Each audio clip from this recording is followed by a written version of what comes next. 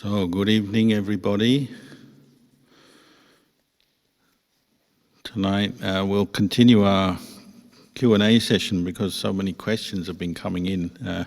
We're getting behind. So we'll try and answer them for you. There's a few from within the monastery here, which I'll answer first and then go back to the ones online. So, first question, how to practice Vipassana meditation? Is the approach to bring up memorized Dhamma into the Vipassana meditation correct?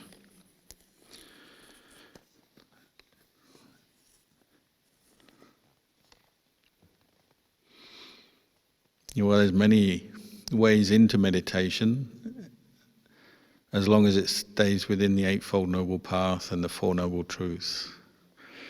So we have these terms that in the forest tradition we use quite a lot. Samadhi develops wisdom, wisdom develops samadhi. Vipassana means clear seeing, clear knowledge and vision of the way things are, or clearly seeing the way things are, and gives rise to wisdom or insight. But what helps and supports insight arising is the presence of mindfulness, which keeps your mind in the middle and equanimous towards physical, mental phenomena so that you can observe their true characteristics, which are impermanent, unsatisfactory, and selfless. But in the beginning of practice, we have no choice but to listen, learn, read, learn, think about, contemplate the Dhamma that we have heard. So that's thinking, isn't it?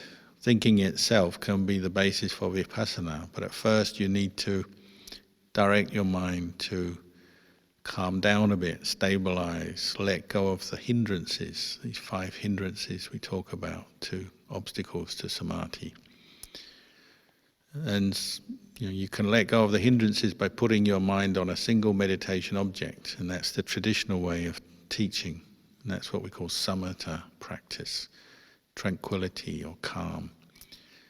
So, for example, the breath. You learn to one point your mind on the breath so that you're not thinking of anything else, your mind is not wavering, going anywhere. It's just knowing the breath from moment to moment, paying attention to the breath, knowing the characteristics of the breath. You could say absorbing or merging into the breath. And when the mind becomes one pointed on the breath, you're seeing the mind clearly, probably for the first time.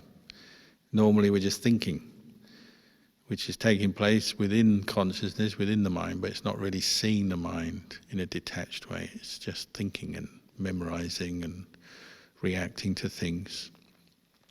But when you train in mindfulness, samatha, you have a chance to look at your experience because you're seeing the mind in a very detached way, you're knowing in a detached way.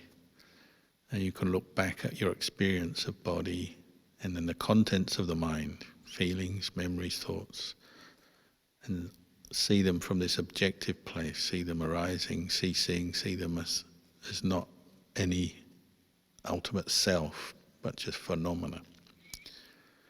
So the traditional way of teaching meditation is develop the state of calm, so your mindfulness is strong and continuous, and coming out of samadhi you contemplate, or what we call vipassana.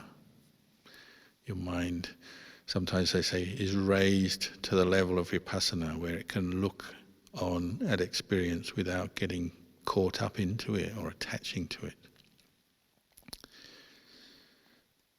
That's the traditional way, but then as we're practicing we'll see, you can't help but notice there are times where wisdom seems to lead your practice and to overcome hindrances and get through obstacles and problems that emerge in your mind. You often are reflecting on things. We use these words, wise reflection, contemplation. Sometimes we use the Pali word manasikara, just wisely reflecting on what's going on. And there's a room for creativity there, and it's also in the beginning it's just based on thought, isn't it? You use what we call vipassana think, vipassana think. Because you start somewhere, you start with the concepts, the ideas, the words that you've learned and heard, and you're applying them to your experience. So you say, there's another thought arising and passing away, which is another thought saying that you saw the first thought. So it can get a bit confusing. But if you understand what I mean, you're using thought in the beginning to understand things better, look at things, describe things to yourself, understand them from the place of concepts, or you say the intellectual understanding. We build that first, but with the goal of bringing the mind to just a state of continuous mindfulness, where you actually are not thinking, you're just knowing and seeing. But wisdom can lead that. So it's, you might call it low-level vipassana, or soft vipassana, or introductory vipassana, where you're noting, thinking, bringing your mind to observe its experience, but still with thought mixed in. But when mindfulness becomes strong and continuous, then you don't need to think, you can observe and watch. And you may train your mind a little bit with thinking, nudging it in certain directions. So like Ajahn Chah said, when you're calm, turn to contemplate the body. And in the beginning, contemplating the body might be thinking about the body, looking at it, sensing it, thinking about it. But as the mindfulness becomes really continuous and the mind is calm, maybe you're just seeing and knowing the body as an experience, visual experience, sensations, and the actual just kind of discursive thinking that you may have done in the earlier part of your meditation practice drops away. And it's more just one-pointed or clear knowing of the way things are. So in the beginning, our mindfulness and our samadhi tends to be weak and occasional. Occasionally you have what we call a good meditation and everything seems to drop away and your mind does become very centered and the mindfulness very continuous. And at that point, vipassana seems to be very doable, but then that fades and you're back to thinking, putting effort into bringing up mindfulness, working through the hindrances again. But the idea is you improve through experience and maybe attain more mindfulness and maintain mindfulness and obtain samadhi more often and for longer and for deeper, experience deeper states of stillness. So then your vipassana is clearer and you can see the characteristics of anicca, dukkha, anatta, impermanence, unsatisfactory and selfless nature of phenomena much more clearly. You can see a thought arising, passing away. You see feeling arise, pass away. Even very intense, painful feeling, when mindfulness and wisdom is clear and strong, you're just watching. You're not reacting to it with aversion or suffering with it. You're just knowing it as feeling. So the practice of mindfulness and then vipassana is very good with pain management and dealing with difficult emotional states that may pop up, sometimes seemingly out of nowhere, but you have enough steadiness of mind to see it as not self, with this detached awareness, and let it go. If you keep letting go by not grasping, not attaching, craving and attachment are not forming in the mind, then little by little you're undermining your basic self-identity view, taking body, feelings, memories, thoughts as self. So what we call the five khandhas are still there, but you're constantly developing this inner awareness, seeing them as not self. So it's almost like a split between the knower, the mind that is being trained in mindfulness and vipassana insight, and the thing that's being known, the body, the feelings, the thoughts. And you just start where you're at. And so sometimes vipassana can be as simple as just knowing a mood. You've fallen into a mood of worry, anxiety, fear, some desire has come up. But you establish some mindfulness and you see it fade away because you're not following it, you're not indulging it. It may return later, but you have a little bit of vipassana there, this soft or gentle vipassana, the beginning of insight, seeing, oh, it's just another thought, it came, it went, just another feeling, just another emotion, it came, it went. Things change, seeing the changes in your body.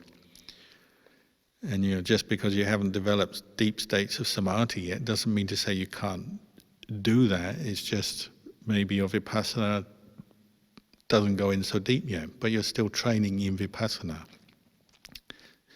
So don't give up.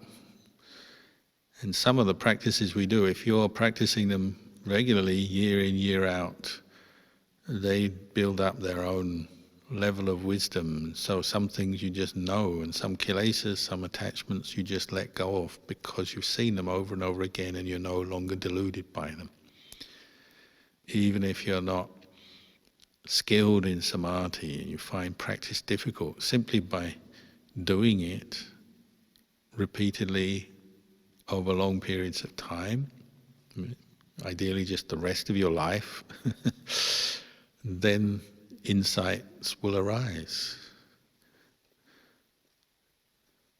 The important thing is to be developing the right view as you practice. So even if mindfulness is patchy and samadhi doesn't come up very much because it's a struggle to practice, developing right view, a way of looking at your experience, seeing the Four Noble Truths, craving, attachment as the cause of suffering, cravings to be abandoned, using the insight into the three characteristics as your tool, your lever to lever out craving and attachment from your experience.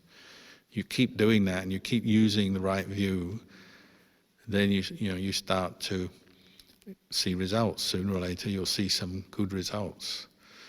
What helps is also respect for Buddha Dhamma Sangha, Kalyana Mitta, Kruba Ajahn and skilled practitioners, respecting them, listening to them, associating with them, the noble ones.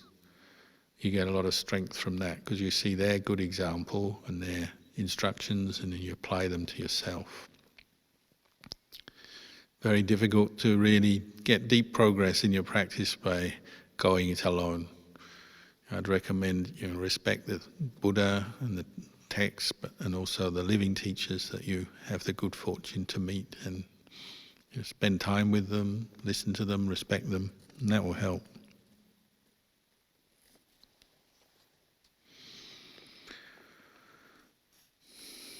Sometimes when I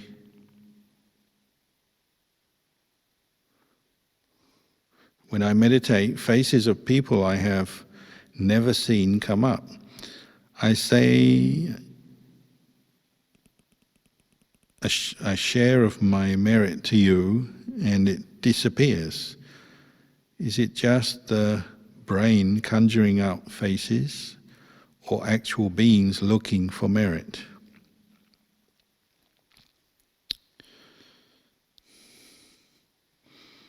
This is very common in meditation, especially when we're putting effort in, say, into a retreat or regularly meditating. There'll be times when your mind becomes calm and sometimes images arise, and one of the most common images is of faces.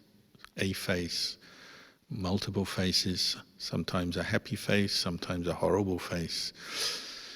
One lady was saying yesterday, every time she meditates, she has dreams afterwards when she goes to sleep, and they're kind of almost like nightmares, seeing people in states of suffering. So these are very common, these experiences. One thing, we say sanya anicca, perception or memory is impermanent. So you can't be absolutely sure you've never seen those people before. It's just you can't remember. If you see a face, you may not be familiar, but maybe you have seen it before, you just can't remember.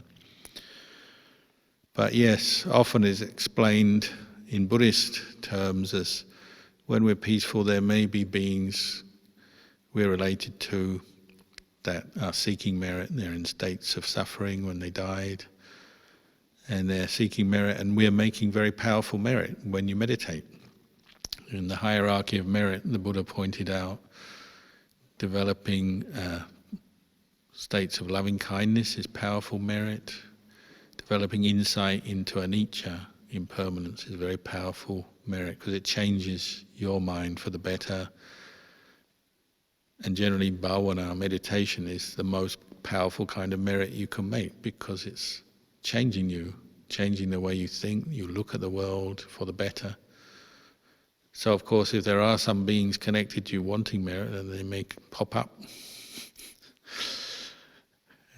It's a bit like when you get a bonus or win the lottery, there'll always be a few knocks at the door or phone calls, won't there? But, keep an open mind on this. Maybe it's just a memory and it has no real meaning. We have those as well. A lot of random memories pop up because you're calming your mind down, so you're noticing things, previous sense impressions. So maybe faces, places pop into your mind. And just notice them as impermanent. They arise, they pass away. Don't get too caught up into them. Don't get fascinated into the sort of what was that, who was that, what's going on, because then you lose your mindfulness and probably create more attachments in the process. So try and keep your mind in the middle, maintain mindfulness, keep an open mind. And just because I'm explaining it this way, you may find some other explanation through your practice. And in the end, the real way you understand is practice, particularly with the more subtle aspects of the mind, like nimittas, images, beings in other realms. There's a lot of superstition around this. There's a lot of imagination comes in. So keep a healthy, open mind. Don't jump to conclusions because you can easily fool yourself, and your own imagination and your own desire comes into it. So if it's an image that comes up, we just notice it and then let it go. And it doesn't necessarily have to mean a lot at all. But there's no harm in sharing merits, which we do anyway. Every day in chanting or as part of your meditation, you can share the merits with your dead relatives, and as we say, may all beings share in the merit that I make today. You can do that. Or if there's any of my relatives who are in a state of suffering, may they receive the merits of my practice this day. We do that anyway. And occasionally there may be some dream or vision confirming or giving you some insight into something. But be a little bit careful, because craving loves to jump onto this stuff and say, oh, I really want to see something. When am I going to see something? Or, so I can tell my friends, feel good about my meditation. That kind of desire will slip in all the time. So be careful. Don't believe it and don't follow it. Some people will ask you after a retreat, they'll say, what did you see? What did you see? And you can say, I saw my mind thinking a lot. I saw pain arise and pass away in my knee. That's probably more what you're seeing, isn't it? You're not necessarily seeing heavenly abodes or hell realms or images of the Buddha. You can imagine those things and create them, but a lot of our meditation is much more mundane and ordinary than that. And you have to accept that. Where does attachment come? It comes through attaching to feelings in your body, emotional states, thought formations. Most of our work is being mindful of those things.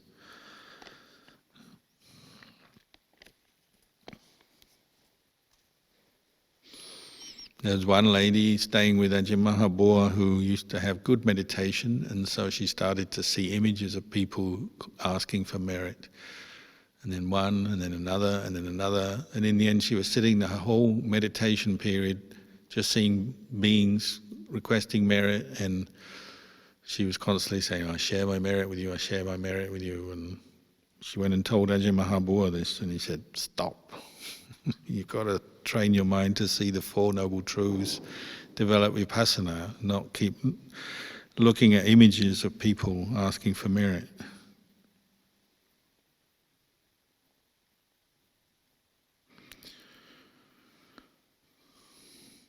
Some more questions, continuing on the online questions. Ajahn, in your opening talk you mentioned about forgiving oneself in the practice. I have read that forgiving oneself and others is critical for loving kindness to arise. I only have an intellectual understanding of this. Can you elaborate more so that I can have a deeper realization of their connection?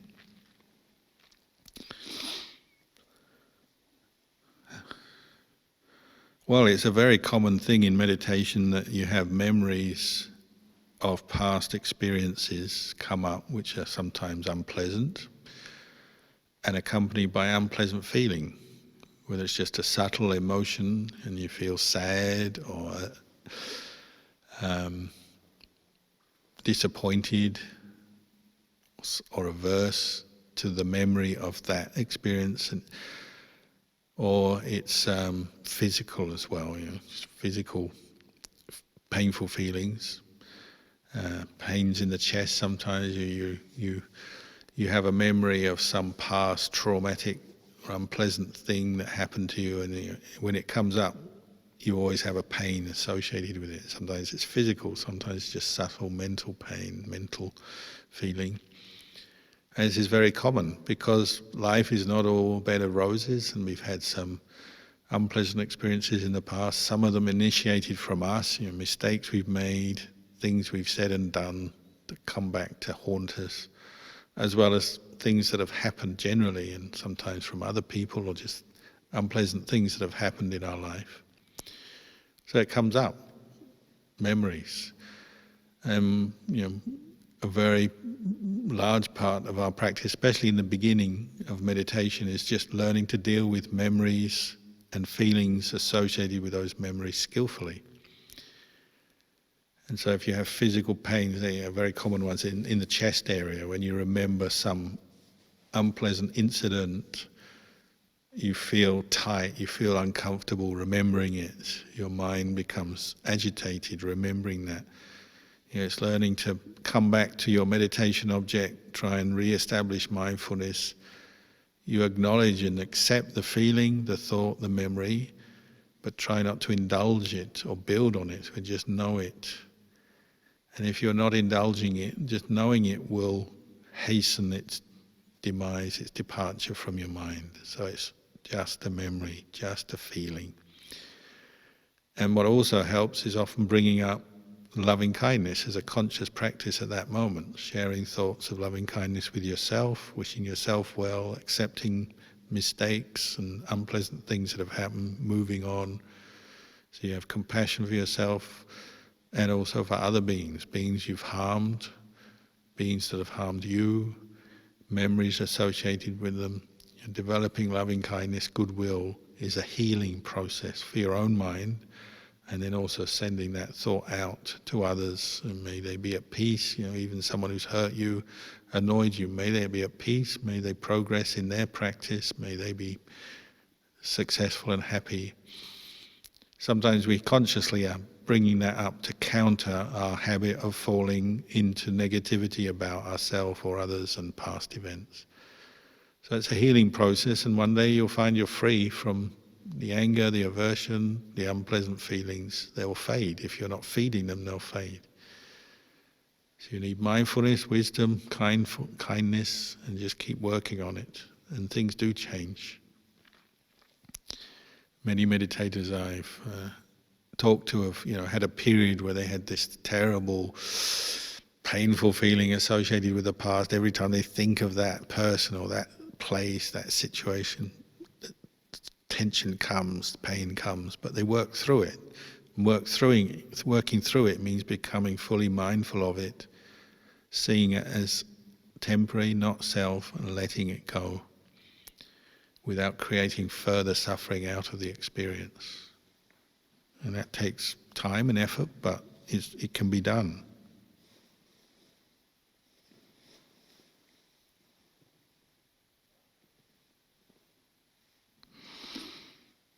Another question. In my practice, I normally do Anapanasati, Buddha-anusati and Metta Bhavana as samatha meditation. But I would like to know, is that okay to have each of these meditation types at any time or any day? Or do I have to select one of these and continue with it for a period of time for a few days? Well, the general encouragement is to have your main meditation object, subject that you use regularly, such as the breath. Buddha-anusati could be something you keep returning to daily as your main meditation object that you'd become skilled at like any other skill. You need to do it a lot and understand what are the obstacles and the weaknesses in your practice, where are your strengths, what you need to improve, your effort level, other attachments and things coming up in your meditation, but you keep returning to your main meditation object so you can really develop it as a skill. But there'll be times when it seems appropriate to also introduce other objects. So like if you're really angry about something, we'll turn to the metta. If the breath is too difficult to find or be with, we'll turn to metta, for example. If you have lots of sexual desire, lust, do body contemplation, for example. And you may introduce other meditation techniques as needed. And you should be developing them as well, but maybe not as much because you're working mostly with your main meditation object.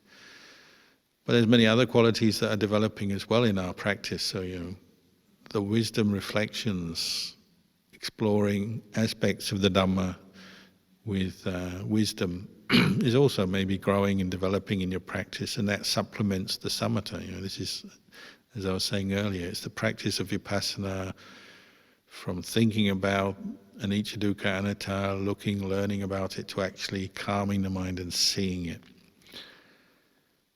So one thing to remember is you've got this one mind, and all 8 factors of the path, which includes samatha and vipassana, and all the different meditations and practices, all fall within these 8 factors of the path, and they all arise in the one mind, your mind. So although we talk about different aspects of the practice, different meditation objects, and then vipassana and samatha and sila, samadhi, panya, it's all the one mind.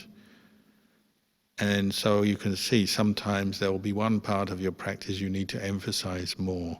So particularly right effort and right mindfulness, the effort to abandon unskillful mental states, cultivate skillful mental states, and the effort to bring up mindfulness. That's central. Then we need the right view to guide us, listen to the Dhamma, bring it into our practice as well. So we talk about different aspects of the practice at different times, in different contexts, of course. But remember that one thing is that they all these qualities, all are training the one mind. You have your one mind, and these qualities all arise within it. Because sometimes we get confused or even competing. Should I do samatha? Should I do vipassana? It's the one mind. And as your samatha improves, your wisdom will improve. As your wisdom improves, it supports your samatha as well. As your samatha improves, your sila improves. As your wisdom improves, your sila improves. So it's like all these different supporting conditions and qualities help each other.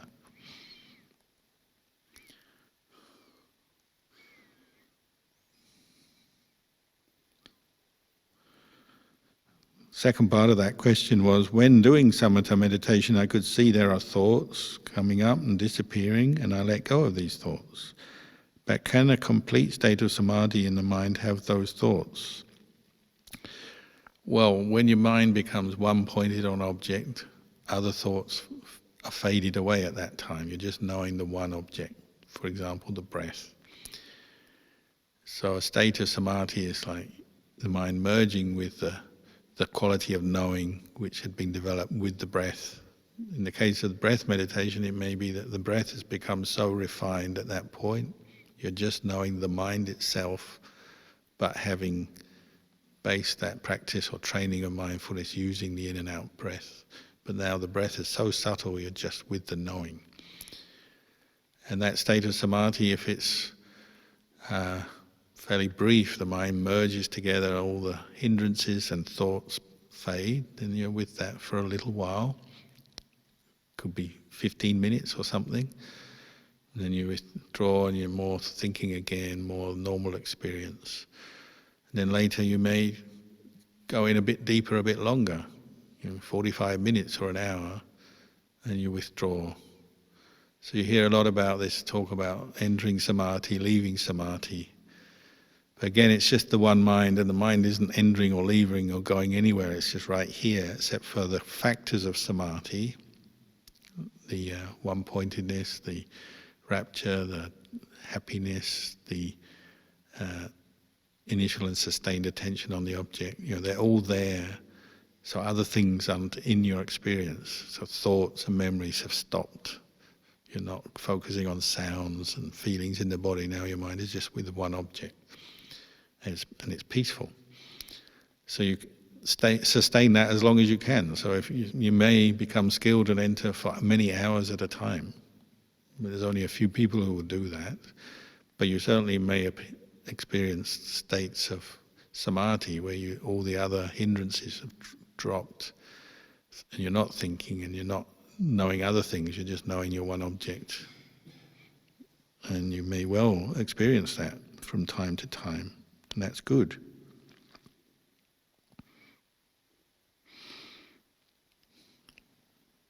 There's another question from Canada. Venerable Ajahn, in the Dhamma talk on the morning of 29th, you mentioned that in letting go, to let go of the past and be in the present, this I clearly understand. My question is, when we approach it, it is know that it's skillful to bring to memory your past good actions, punya. Could you please reflect on this? So my question is, when we approach it, it looks like, is it skillful to bring to memory your past good actions, punya, merit? And this is to pass to someone who doesn't practice meditation but has a generous heart to give to the needy. He is now scheduled for critical surgery with much gratitude.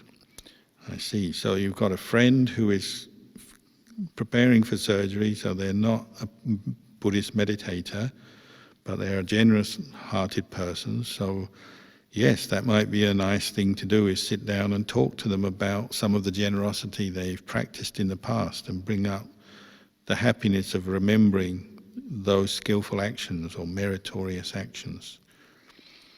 And we do this with the sick, the dying, the elderly. It's a very skillful practice is to get them to run through, bring up past good actions as a way of uplifting the mind when the body is going downhill. And you can help by talking things through, showing them photographs, discussing the past. And actually, even if you're healthy, you can do this as a practice, as an additional part of your meditation sometimes. Is if you're finding your mind is not peaceful, whatever you do, you can't settle down, mindfulness is not there, change direction sometimes, be creative. And one of the ways you can be creative is reflect on past generosity, memories of things you've done to help other people. Also things that have been done for you. People have been kind, generous to you, bringing up feelings of gratitude, appreciation, and also reflecting on your own skillful actions in the past, times where you lost your temper but you didn't do anything or hurt anybody or say anything, times where you helped someone out, you were especially kind to them, did a favor for them, sacrificed for someone.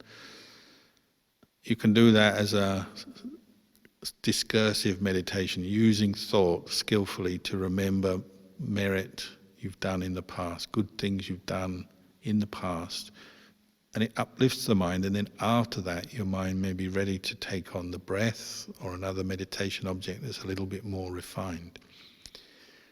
So it is a good, skillful practice, good habit to get into sometimes.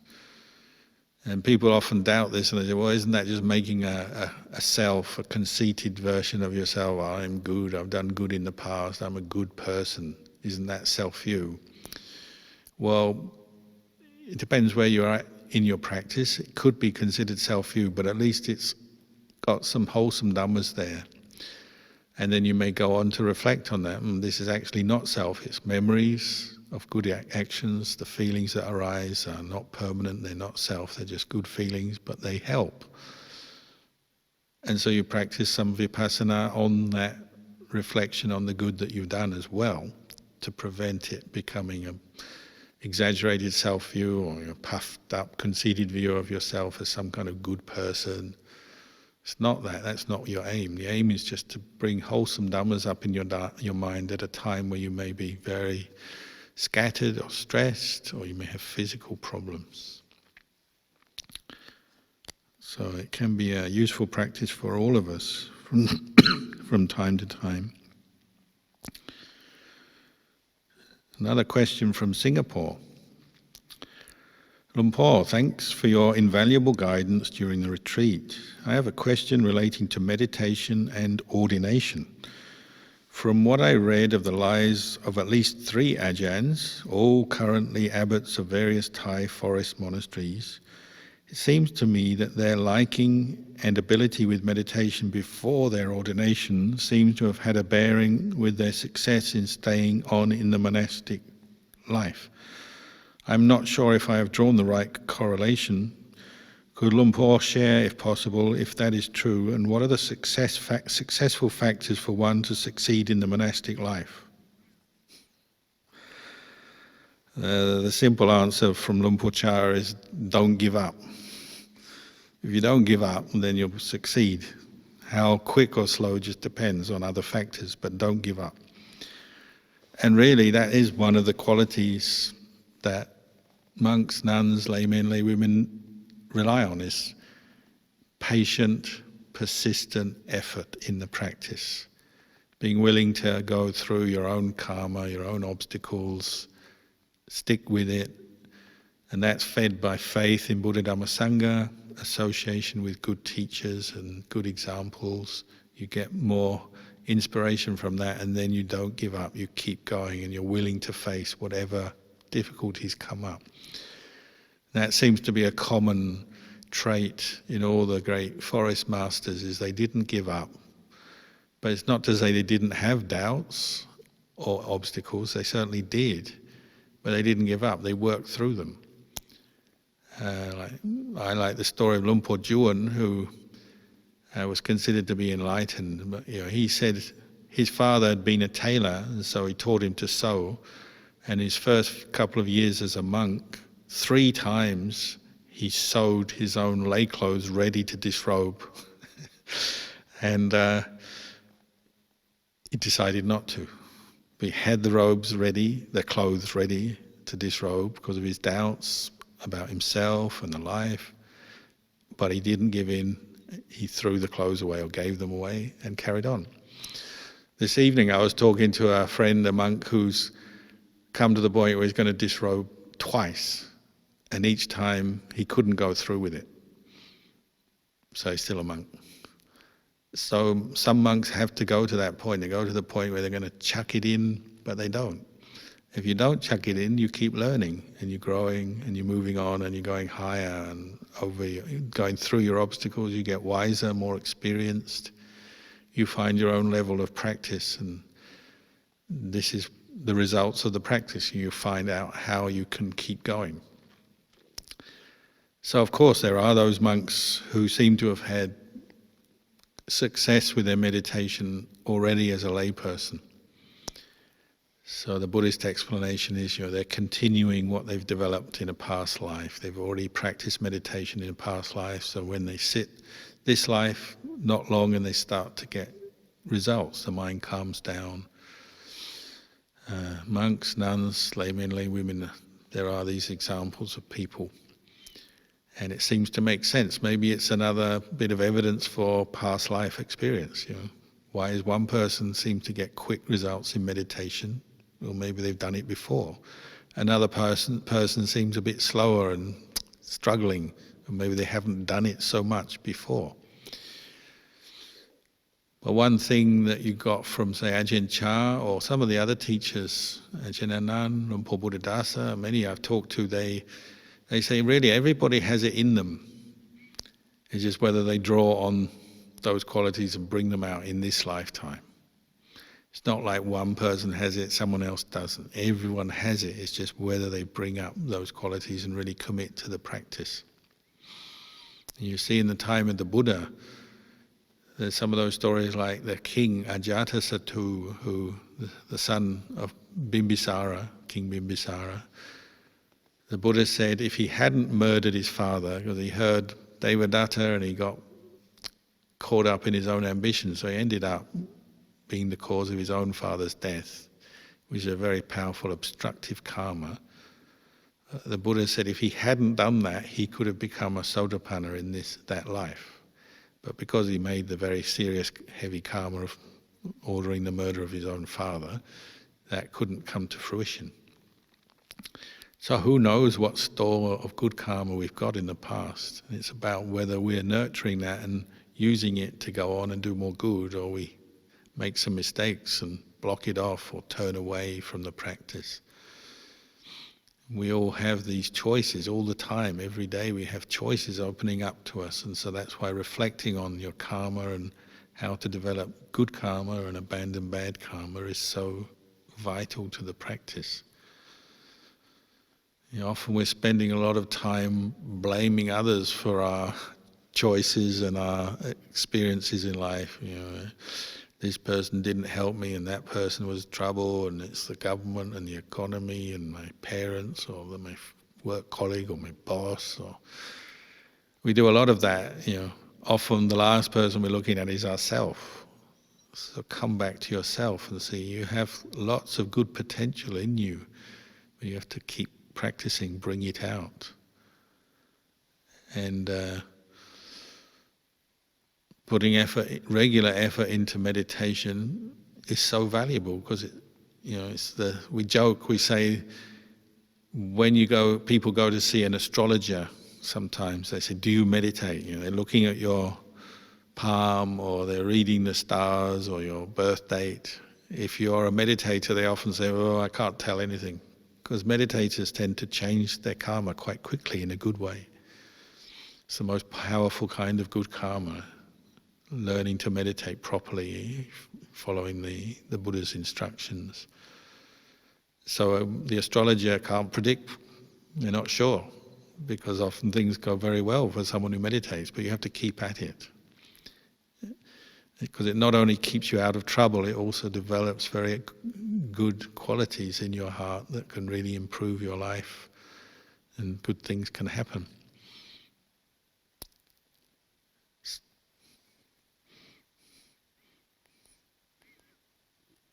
So the time is up. Maybe I'll leave it there for tonight. There's still more questions to come, but tomorrow is another day. But I'll leave you with those reflections. Don't give up on your practice just because you feel your mind is not peaceful and meditation is difficult. It's the same for everyone. Just keep going and keep learning. It's a learning experience. Keep bringing up the wholesome Dhammas, and this will help you. So I'll leave it there tonight.